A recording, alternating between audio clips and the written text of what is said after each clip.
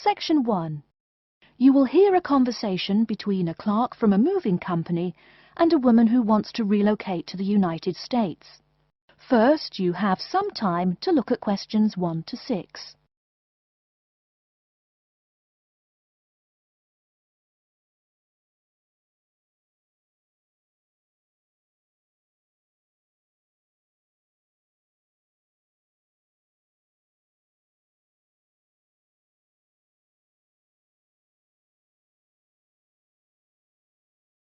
You will see that there is an example which has been done for you. On this occasion only, the conversation relating to this will be played first. Good morning, ma'am, and welcome to Australia's Moving Experience. How can I help you? Well, I hope you can help me. I'm so up in the air right now. Just calm down now. Let me guess. You're moving and it has you a little confused. That's it exactly. You see, I'm relocating to the United States next month, and I'm having a hard time getting organised. Here, fill out your name and address and let me ask you a few questions. Oh, what should I call you? My name is Jane Bond. The woman says that her full name is Jane Bond, so Jane Bond has been written in the space. Now we shall begin. You should answer the questions as you listen, because you will not hear the recording a second time. Listen carefully and answer questions 1 to 6. Good morning, ma'am, and welcome to Australia's Moving Experience. How can I help you? Well, I hope you can help me. I'm so up in the air right now. Just calm down now. Let me guess. You're moving and it has you a little confused. That's it exactly. You see, I'm relocating to the United States next month, and I'm having a hard time getting organised. Here, fill out your name and address and let me ask you a few questions. Oh, what should I call you? My name is Jane Bond. OK, Jane, first of all, what's your work phone number? In case I have any questions about things. My work phone is 9463 550. But please try not to call me too often there. My boss hates personal calls. So does mine, ma'am. So does mine. And what address should we ship your things to? My new company is letting me stay temporarily at 509 Clark House. That's Clark. 1137 University Drive in Seattle. Seattle? Beautiful city, I hear. Mountains right beside the ocean almost. Cooler than Australia, too. OK, and when should we come pack your things? I guess that would be on Monday, March 11th. Do you want any help with an after-packing clean-up? We do that for a small additional charge. Yes, that would be helpful. I promised the landlord I'd give her the keys back by 5 p.m. on Thursday the 14th. Great. We'll just schedule the clean-up for that day. That way, the place will smell clean and there'll be no dust. Well, you do think of everything. Oh, how much is this going to cost? Here is a list of our basic prices. Oh dear, this seems rather expensive. Yes, ma'am, but you're paying for the best. We're careful and we're fast. Like we say, the only thing we break are speed records getting you moved. Well, maybe that's so. Oh, I nearly forgot to tell you. I don't want my furniture shipped with me. I won't be looking for an apartment till after I arrive in America. Would it be possible to put my furniture in storage here for a month, then have it sent along later? Of course, we do that all the time. A couple of other things. Here at A Moving Experience, we try to pack your things logically. We don't just throw stuff in boxes. Before you hear the rest of the conversation, you have some time to look at questions 7 to 10.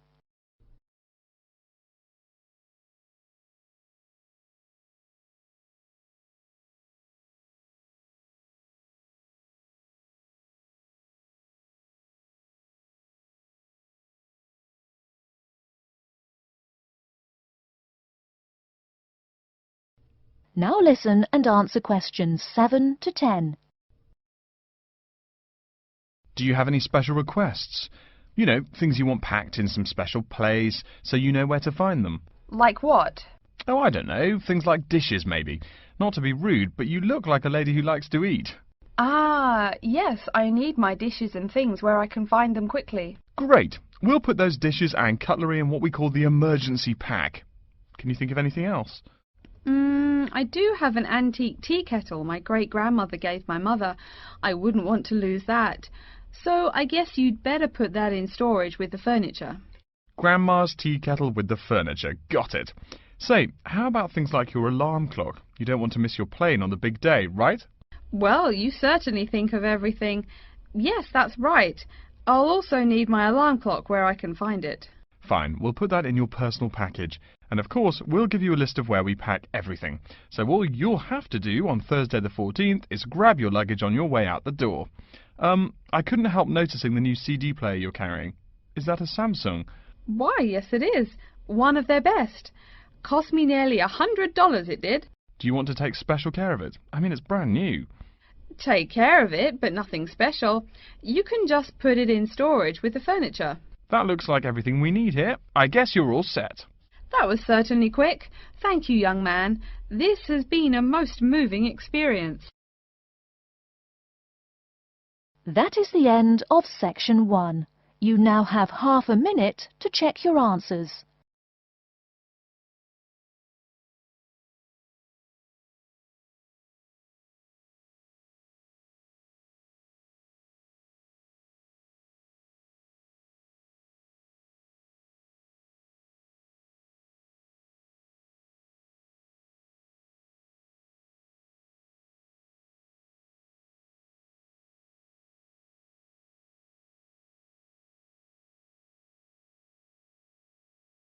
Now turn to section 2.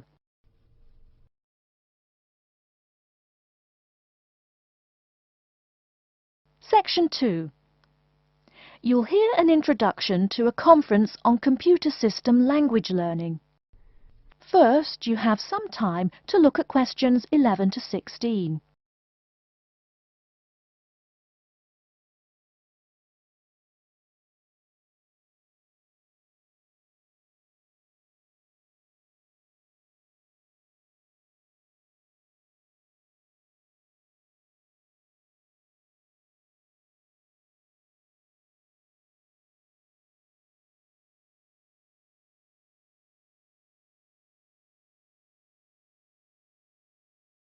Now, listen carefully and answer questions 11 to 16. Good morning everyone, and welcome to the second annual Wallabaloo Conference on Mastering Computer Languages.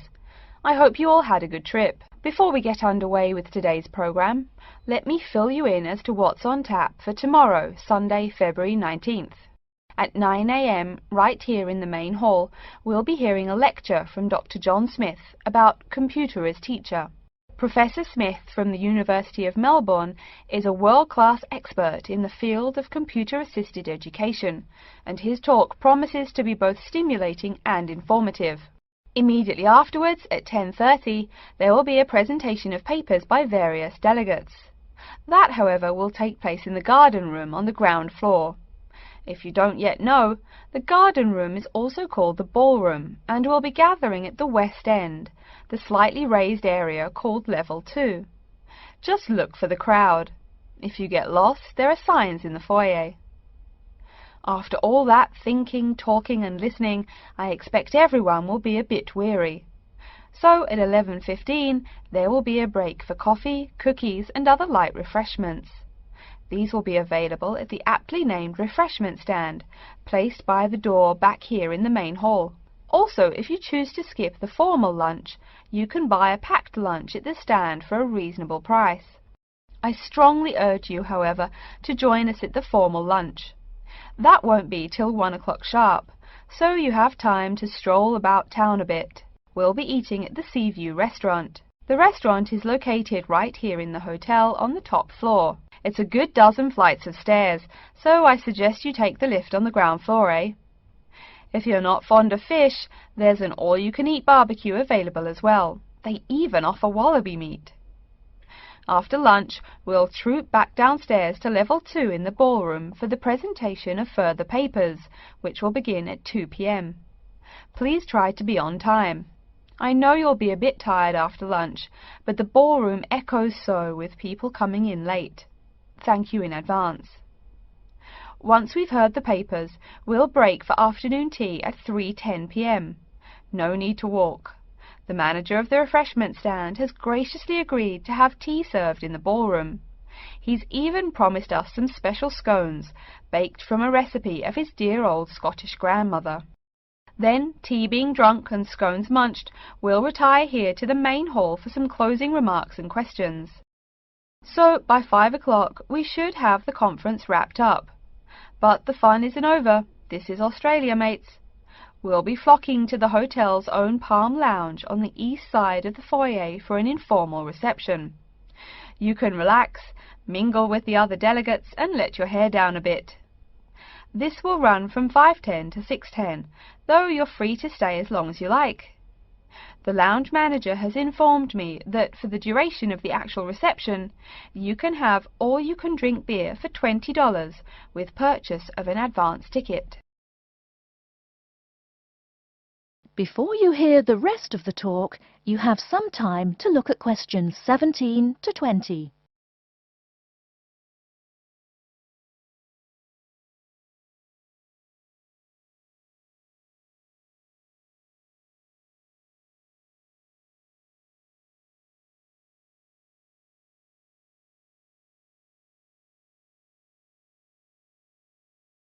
Now listen and answer questions 17 to 20. And yes, tickets can be purchased from any conference organizer or at the front desk any time between now and the start of the reception. I suggest you come by tomorrow evening to pick up the tickets, since the conference hall only holds 800 people. That way you can also get your journey planned ahead of time and be sure not to miss this truly memorable conference.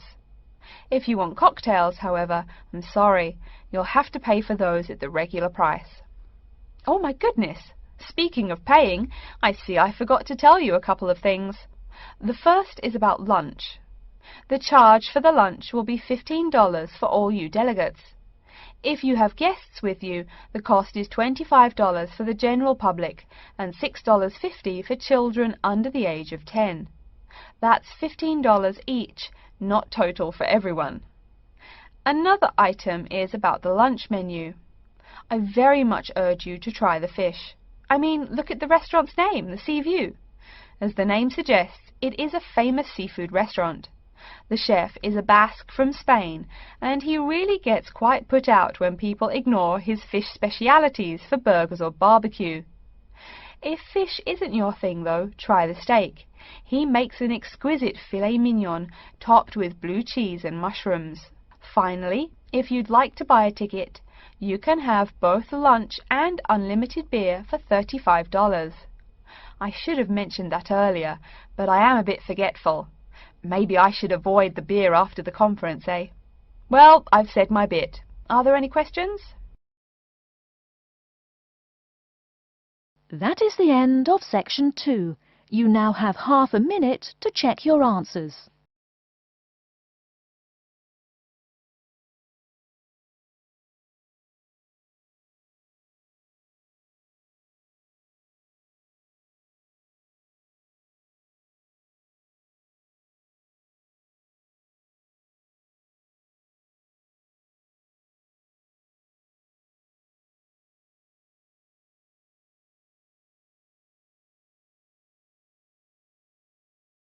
Now turn to section 3.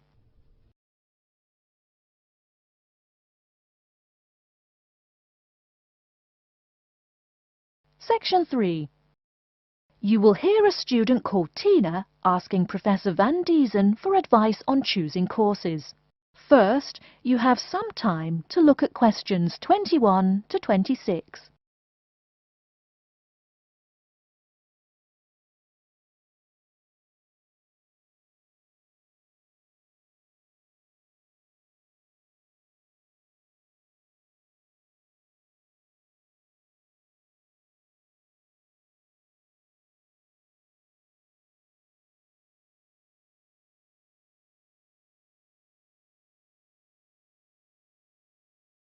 Now listen carefully and answer questions 21 to 26. Hello, are you Professor Van Diesen? Yes, I am. And who might you be? Oh, sorry, my name is Tina. I'm a freshman here. They told me I should ask you for advice in choosing courses. Well, that's part of what I'm here for. Please come in and sit down. Now, what are your questions? I almost don't know. Everything is so confusing. Like, what is a specialized course? Oh, easy. A specialized course is one that is compulsory, meaning it's a requirement for your major, and regular, so you can't place out by taking a proficiency exam. That sounds pretty strict. Then what are all these general courses? I seem to have to take so many. Nothing to be alarmed over.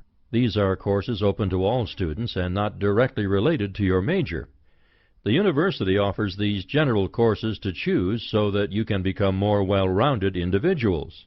For example, I see you're a microbiology major, so it might be a good idea to take some literature or history courses so that you can know something besides all science. You mean these courses are like for fun? That might be one way to look at it, but don't tell the literature professor such a thing. Think of a general course as the opposite of a specified course.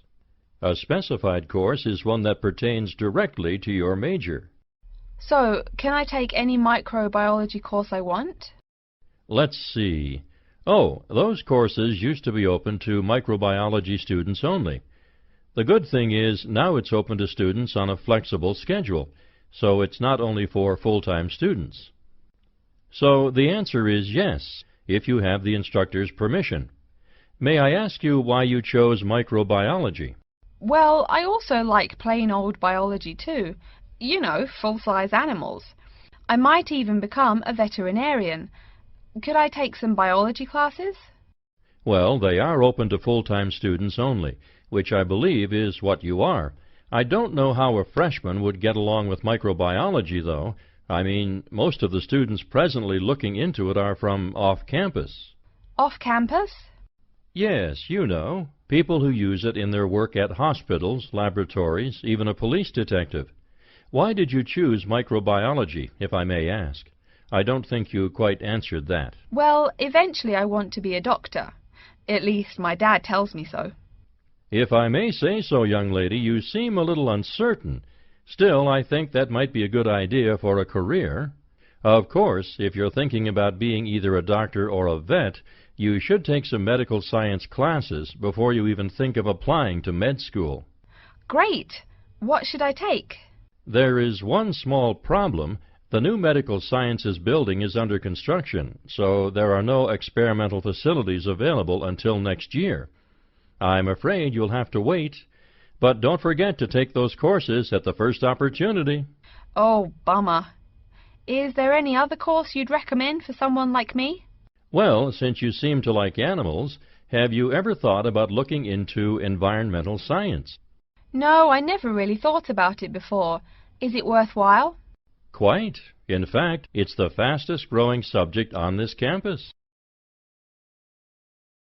Before you hear the rest of the talk, you have some time to look at questions 27 to 30.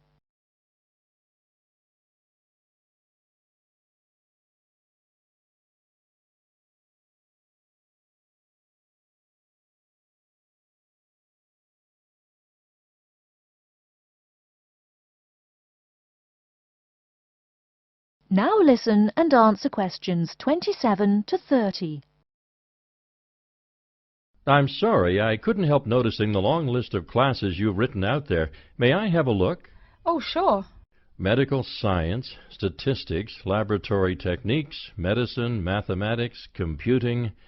My, a bit of everything here. Is it too much? For your first semester, yes. What I suggest is starting out by taking the compulsory courses.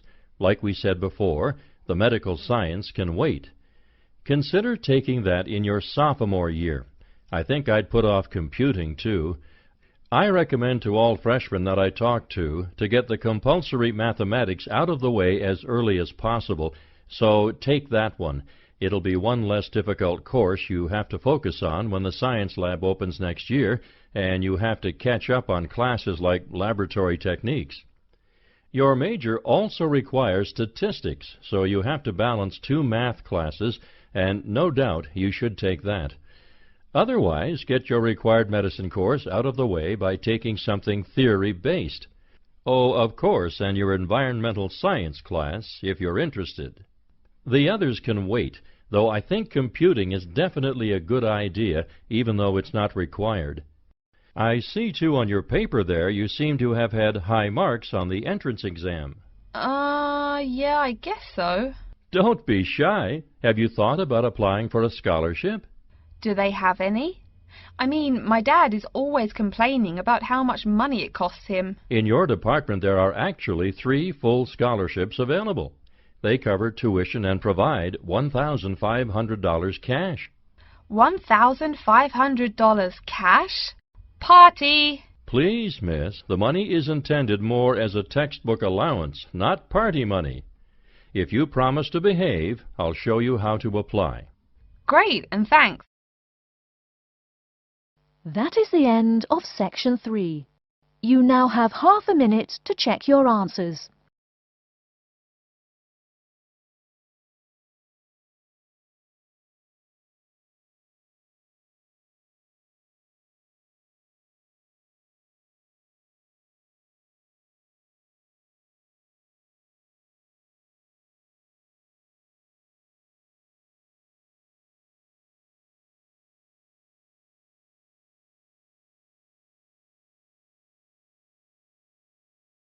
Now turn to Section 4.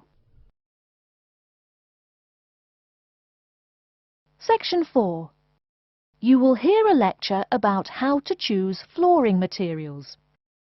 First, you have some time to look at questions 31 to 40.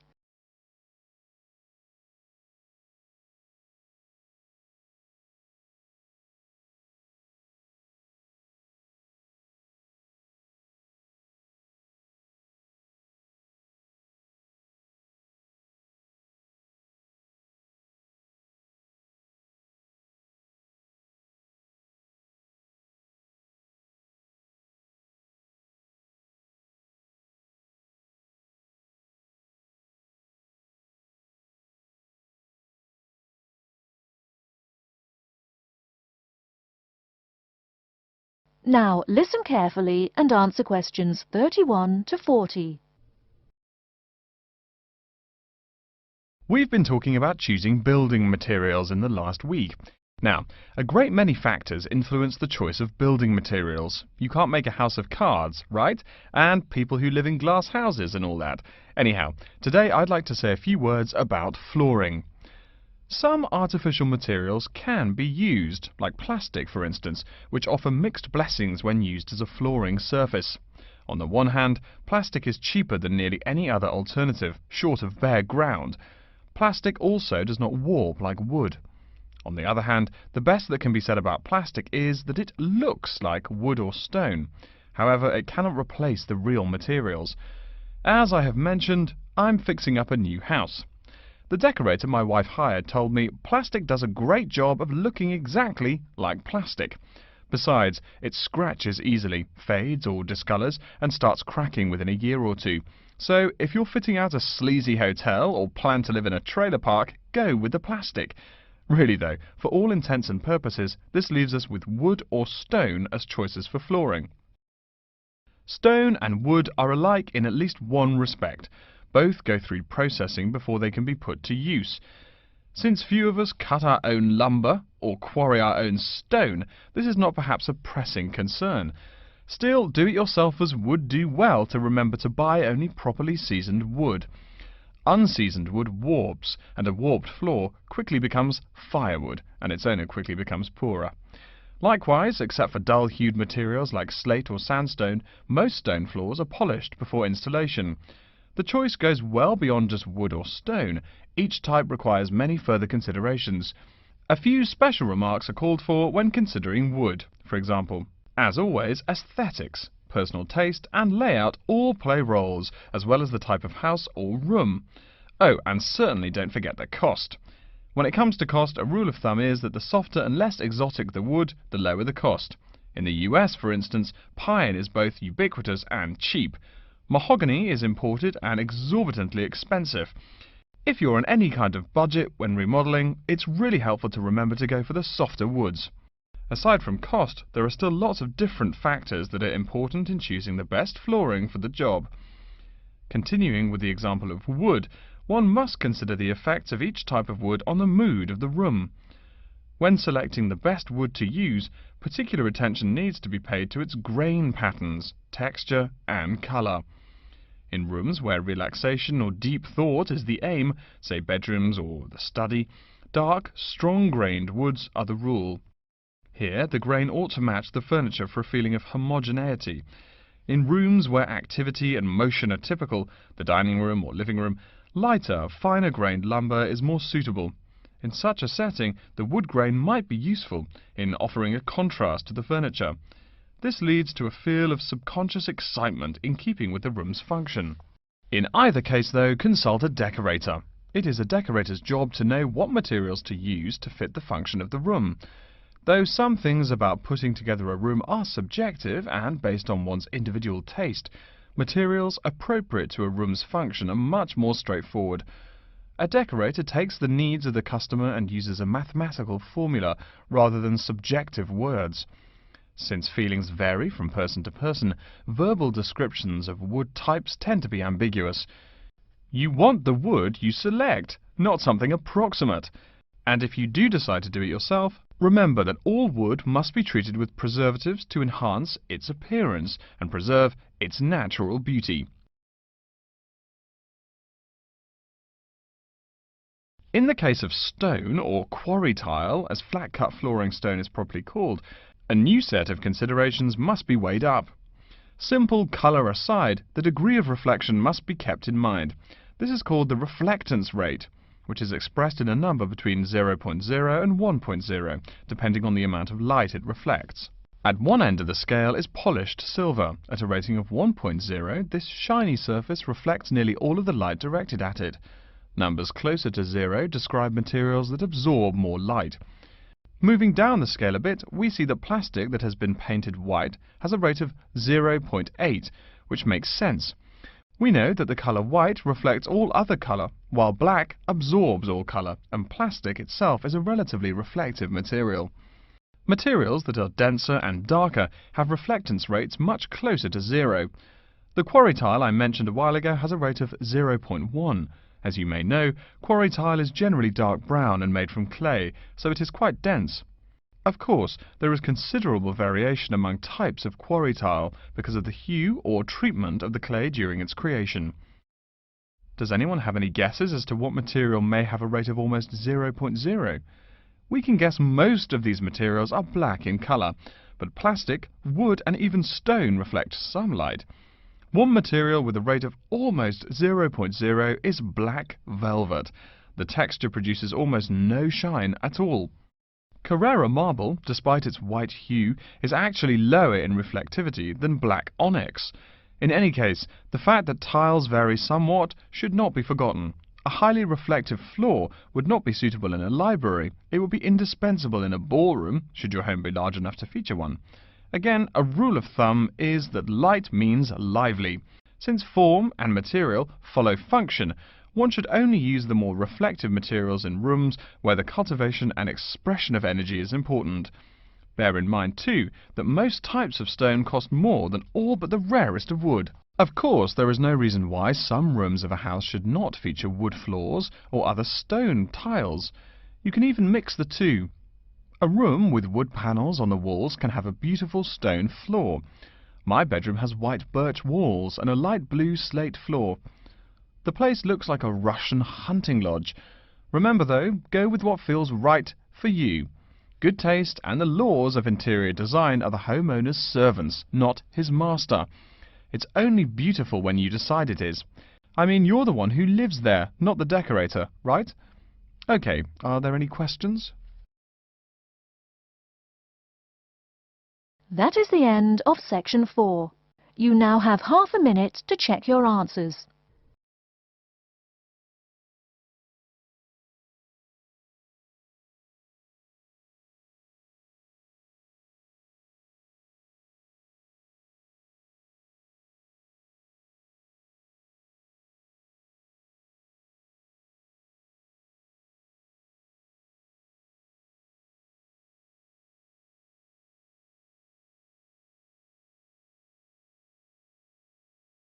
That is the end of the listening test. In the IELTS test, you will now have 10 minutes to transfer your answers to an answer sheet.